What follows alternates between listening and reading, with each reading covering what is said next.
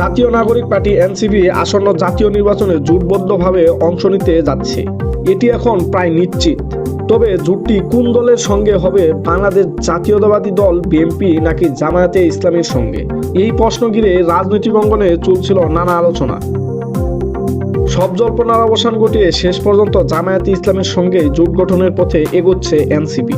দুই দলের মধ্যে এই নিয়ে একাধিক দফায় আলোচনা হয়েছে। আলোচনার বড় অংশ ইতোমধ্যে চূড়ান্ত পর্যায়ে পৌঁছেছে। তবে জোটের সবচেয়ে গুরুত্বপূর্ণ বিষয় আসন বণ্টন নিয়ে এখনও মতপার্থক্য রয়ে গেছে। এনসিপির পক্ষ থেকে 50টির বেশি আসনের দাবি জানানো হয়েছে বলে দলীয় নেতারা জানিয়েছেন। অন্যদিকে জামায়াতে ইসলামীর নেতারা বলছেন, আসন ছাড়ের ক্ষেত্রে জরিপ ও জয়ের সম্ভাবনাকেই প্রাধান্য দেওয়া হবে। তাদের ভাষায়, যেসব আসনে মিত্রদের পরাজয় নিশ্চিত সেসব আসন ছাড় দেওয়া হবে না।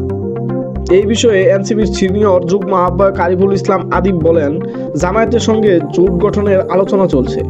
আসন বণ্টন সহ বিভিন্ন দলীয় বিষয় নিয়ে বোঝাপড়া প্রয়োজন। তবে জোটের ঘোষণা কবে আসবে তা এখন নিশ্চিত করে বলা যাচ্ছে না।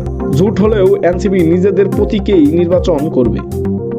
জামায়াত সূত্র জানায়, দলটি 2 শতাধিক আসনে দলীয় প্রার্থী দেওয়ার পরিকল্পনা করছে। জোট চূড়ান্ত হলে এনসিপি, এবি পার্টি এবং অন্যান্য ইসলামী দল সহ মিত্রদের জন্য প্রায় 80টি আসন ছেড়ে দেওয়ার চিন্তা করছে। বুধবার বিএনপি তাদের শরিকদের সঙ্গে আসন সমঝোতায় পৌঁছানোর পরই জামায়াত ও এনসিপির মধ্যে জোট গঠনের তৎপরতা আরও জোরদার হয়। ওই রাতেই দুই দলের শীর্ষ নেতাদের মধ্যে জরুরি বৈঠক অনুষ্ঠিত হয়। বৃহস্পতিবারও এ নিয়ে নতুন করে আলোচনা হয়েছে। দুই দলের একাধিক শীর্ষ নেতা ইঙ্গিত দিয়েছেন, খুব শিগগিরই এনসিপি জামায়াত জোটের ঘোষণা আসতে পারে। তবে জানা গেছে, জামায়াত ইসলামী এনসিপিকে 27 থেকে 28টি আসন ছাড় দেওয়ার প্রস্তাব দিচ্ছে।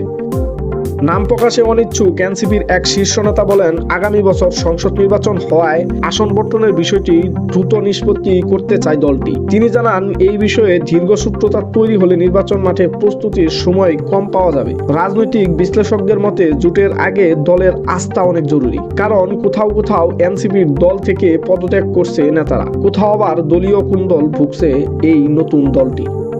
মোহাম্মদ বাইজিদ প্রবীণ, এই দিন এই সময়।